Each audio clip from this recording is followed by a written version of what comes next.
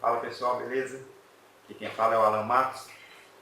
Eu queria, antes de mais nada, agradecer vocês por ter feito o cadastro na lista do nosso site.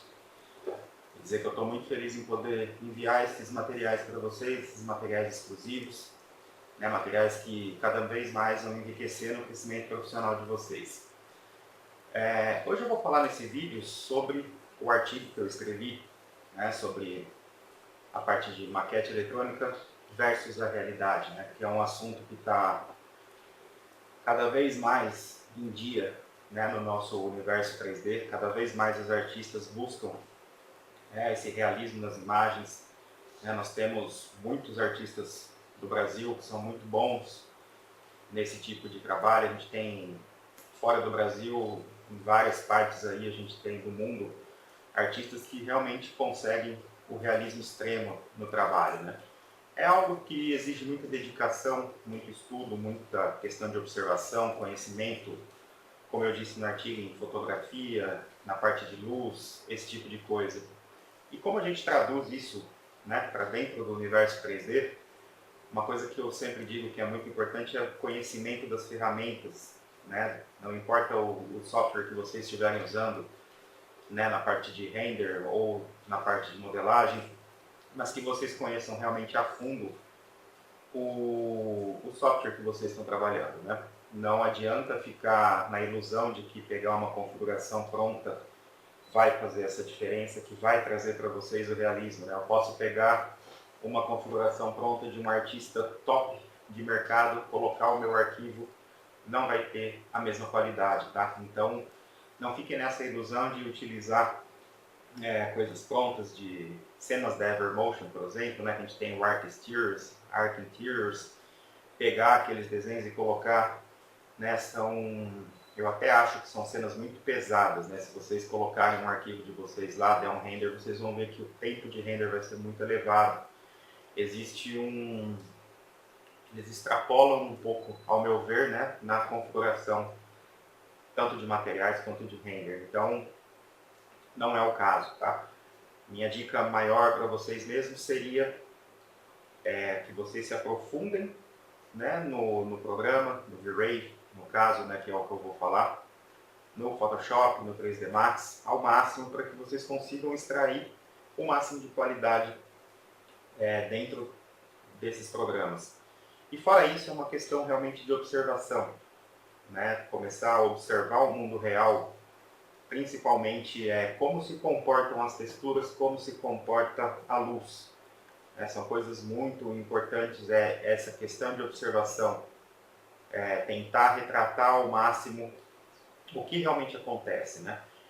Daqui a pouco a gente vai para a minha tela e aí eu vou mostrar algumas coisas, vou dar algumas dicas para vocês de como vocês podem começar a trabalhar isso daí e começar a chegar num resultado mais realista, tá? Não pensem que é um caminho rápido e fácil, porque não é. Realmente exige muito estudo, muita dedicação, e não só dos programas, né, como do que acontece na vida real mesmo, no nosso mundo real.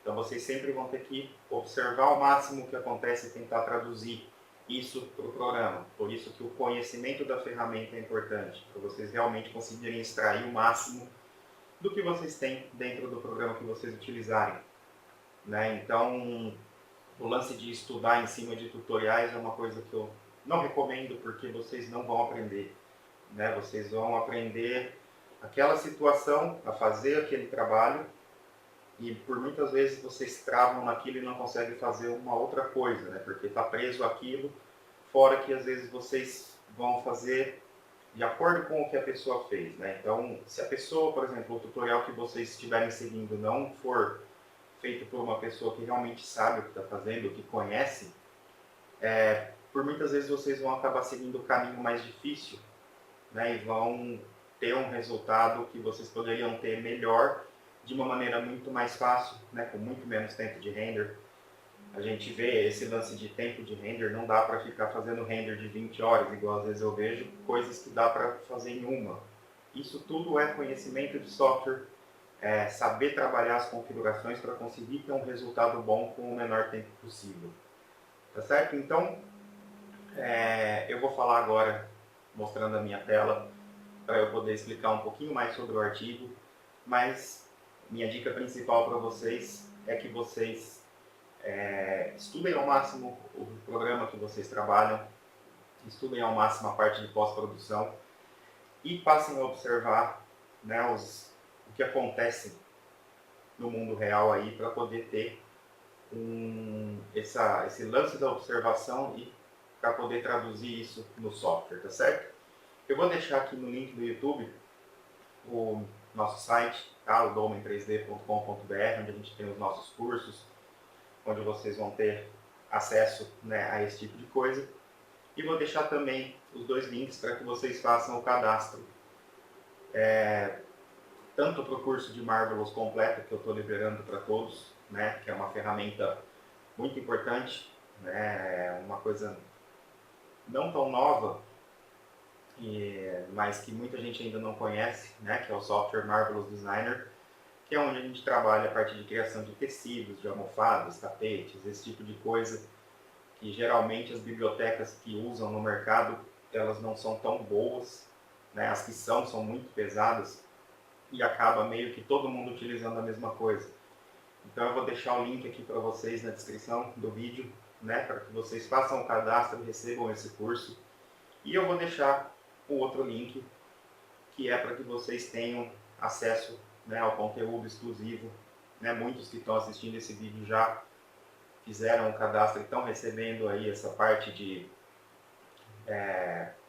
bibliotecas, texturas, cenas minhas prontas para vocês fazerem o download e ver como que eu trabalho, entre muitas outras coisas, né, que eu vou colocar nessa nossa página exclusiva. Então tá joia, eu agradeço vocês. Vamos dar uma olhada agora na minha tela aqui, que eu vou passar algumas dicas sobre essa parte de realismo. Valeu! Bom, então vamos dar uma olhadinha aqui, como que eu costumo, quais são os fatores determinantes aqui para a gente poder conseguir esse realismo da maneira que a gente busca, né? É claro que existe todo o estudo, né, do software e tal, mas o que eu vou falar e mostrar aqui para vocês são as dicas que eu dei no artigo, tá? Mas como que a gente pode buscar materiais para começar a trabalhar isso daí? O primeiro passo, com certeza, é se aprofundar no estudo dos programas, né? Eu recomendo, tá, o 3D Max, o V-Ray e o Photoshop, que são os programas tops, né, que a gente tem. Existem outros renderizadores, né, como o Octane, o Corona, que vocês podem também se aprofundar, né, vocês vão conseguir um resultado também fantástico, mas eu ainda estou reservado ao V-Ray mesmo, eu gosto muito do trabalho no V-Ray e eu continuo os meus estudos e o meu caminho trabalhando com ele mesmo. Mas existem essas outras opções que vocês podem pesquisar também, né, para ver como que é o funcionamento deles.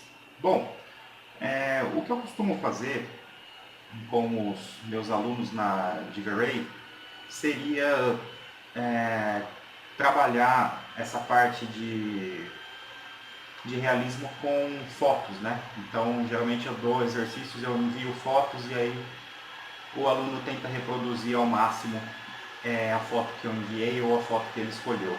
É claro que isso o aluno já tem que ter, né, terminado já, né, no meu caso aqui, o módulo de V-Ray para já ter o conhecimento de todas as ferramentas para realizar esse trabalho. Esse daqui, ó, é um site que eu vou passar para vocês, que é o site que eu utilizo para pegar referências, né? Eu acho que o estudo de imagens realistas, antes de vocês começarem a realmente traduzir isso para o arquivo de vocês, né, para um arquivo de trabalho mesmo, é muito legal vocês pegarem fotos e tentar reproduzir essas fotos, né? Dessa maneira vocês vão começando a ter um sentido de observação melhor e fazendo mais testes para conseguir o efeito desejado, né? E aí depois vocês conseguem traduzir isso daí para um trabalho de vocês. Então, a minha dica para vocês é esse site, myhouseidea.com. Aqui a gente tem várias fotos, né, tanto de apartamentos, de casa, de loft, de chalé, hotel, resort, piscina, para enviar projetos e assim por diante. Então aqui vocês vão ter referências, né, para fazer esse estudo. Sempre aquela mesma dica que eu dei no artigo, não peguem uma coisa muito difícil, porque vocês vão acabar desistindo já no começo, porque não é uma coisa tão fácil, né, de se fazer. Então, pega uma coisa simples, tenta reproduzir, né, tá mais ou menos, vai trabalhando em cima, depois vai complicando, né? Não tenta pegar uma coisa já muito complicada que realmente fica difícil. Então, dá uma olhada nesse site, né, busca informação. Então aqui, por exemplo, peguei a primeira mesmo que tá, né? A gente consegue prestar atenção em algumas coisas, né? Que foi aqueles parâmetros que eu falei que são importantes para vocês conseguirem o realismo, que é a modelagem, a parte de iluminação, a parte de render, parte de câmera e a parte da pós-produção, né? Isso daí funciona para todas as imagens, mas é uma receita onde todas essas etapas têm que se tomar muito cuidado. Então a modelagem tem que ser o mais requintada possível, né? Com o máximo de informações, o máximo de detalhes. Então, por exemplo, vamos supor que a gente fosse fazer essa imagem, né? Presta atenção em todos os detalhes, né? A gente usa muito o lance de chanfrar, né? Dar uma boleadinha nos cantos de móveis, cantos das coisas. Então, isso é uma coisa que faz diferença, tá? Então, presta atenção em dar esse chamfer, né? Com quantidade de subdivisões que vocês acharem necessário. Nas quinas, esse tipo de coisa. Coisas muito longe, a gente não consegue ter essa definição. Então, não tem necessidade de ficar colocando, por exemplo, 30 subdivs num chamfer, né? As coisas mais próximas, a gente já consegue observar isso. Então, esses são detalhes que vão fazendo a diferença, né? Começa a observar todos os cantinhos, todos os detalhes que tiver na modelagem. Quanto melhor for a modelagem, melhor vai ser o comportamento da luz e sombra depois, né? Nunca esqueçam disso porque é muito importante. Depois a gente passa para a parte de iluminação. Então aqui nesse caso a gente observa que a gente tem uma luz, né? Poderia traduzir isso como uma aberração ou com algum HDRI de sol, né? Então a gente tem uma entrada de sol, a gente tem nessa parte, a gente observa aqui como a gente poderia traduzir isso daqui, por exemplo, né? Uma very light aqui na porta, trabalhando bem a parte de reflexos, né? A gente tem esse efeito com o glossiness, né, do material. Então a gente vai observando, eu tenho essa luz entrando aqui que está marcando very light como plane aqui. Aqui ó, eu tenho também essa marcação, então uma outra very light como plane. Todas as aberturas, né, geralmente a gente trabalha com very light como plane para poder fazer essa entrada de luz. Aí a gente pode trabalhar o Skylight Portal, né, pode simplesmente usar o HDRI também. Eu costumo trabalhar com planes, né, na parte interna. A sun aqui, a gente vê, né, ela entrando para cá, fazendo a marcação do sol aqui. Depois adicionando na pós-produção um pouco desse efeitinho, desse estouro de luz que tem aqui, né, nesse brinquedo, assim por diante. Então a iluminação é simplesmente vocês observarem, né, observar todas as entradas de luz, posicionar a iluminação de vocês e tentar ter o mesmo resultado de iluminação. Parte de câmera, muito importante na câmera, trabalhar a abertura correta dela, né, para não ficar parecendo nenhuma miniatura, nenhuma coisa esticada. Um erro muito comum em imagem interna que eu observo é que às vezes estica demais, né, abre, diminui demais o valor da abertura da câmera e aí começa a esticar. Aí a gente pega e observa o piso, já parece que está caindo, né, tudo meio deitado. Então toma cuidado, trabalha bem o lance de enquadramento, presta bastante atenção, né, nesse enquadramento. A relação de f-number, de shutter speed e ISO, né, conhecer esses parâmetros, o que cada um faz, o porquê que tem que usar mais um, ou, né, valores menores em um do que no outro. Conhecer realmente, né, os fundamentos de uma câmera real para que vocês possam traduzir isso daí. Parte de texturas, que é muito importante. O que realmente é importante é vocês terem texturas de qualidade, né, com um tamanho grande, né, não usar a textura, por exemplo, às vezes digita lá no Google o nome de uma textura que está precisando, acha uma lá que tem resolução de 300 por 200, por exemplo, e usa. Vai ficar ruim, né, não tem como. Então, utilizar texturas, né, eu recomendo o site cgtextures.com, que é um site que tem bastante essa parte de texturas boas. E principal, observar a parte de reflexos e glossiness dessa textura. Então a gente observa, né, que a gente tem aqui, por exemplo, nessa madeira, se a gente deixar só o reflexo nela, a gente não vai ter esse acabamento. Então trabalhar o glossiness, ver qual o valor do glossiness que eu vou ter esse mesmo efeito. Então, em todos, né, os materiais, praticamente tudo na vida real tem reflexo. Então, observar isso daí ao máximo. As paredes, né, muitas pessoas não colocam um reflexo bem de leve com esse glossiness nas paredes, daí faz uma diferença boa. Ou tem pessoas que exageram. Então vocês têm que prestar atenção no que acontece no real para poder traduzir, né? A gente não pode nem exagerar no reflexo, fica aquele negócio que fica parecendo, por exemplo, o piso fica parecendo um espelho, né? Fica muito fora. E tomar muito cuidado com a saturação também, né, das coisas. A gente observa que as cores não são saturadas como a gente vê em muitas maquetes, né? Muitos dão a desculpa, mas a luz é amarela. Não, a luz pode ser amarela, mas a parede sendo branca, ela vai continuar branca. Então tem que tomar cuidado para não interferir uma luz que vocês utilizarem, interferir na coloração de tudo, né? E aí a gente entra na parte de pós-produção também, onde a gente consegue fazer a regulagem de tudo isso e deixar, né, o equilíbrio de cores, de saturação, adição de efeitos, esse tipo de coisa. Então, eu não vou conseguir falar tudo em um vídeo só, então mais ou menos foi para dar esse vídeo, né, um complemento ao artigo que eu escrevi, né, no último e-mail que vocês receberam, para que vocês comecem a procurar fotos e tentar essa reprodução, né? Então, esse é um site que eu recomendo, tá? myhouseidea.com. Aqui vocês vão ter várias fotos, né, de referência de um mesmo projeto. Né? Às vezes não consigo fazer o projeto todo, mas tenta pelo menos a estrutura, tenta fazer a estrutura, ver o comportamento da luz, esse tipo de coisa. Com isso vocês vão treinar cada vez mais a parte de modelagem, luz, câmera, render e pós.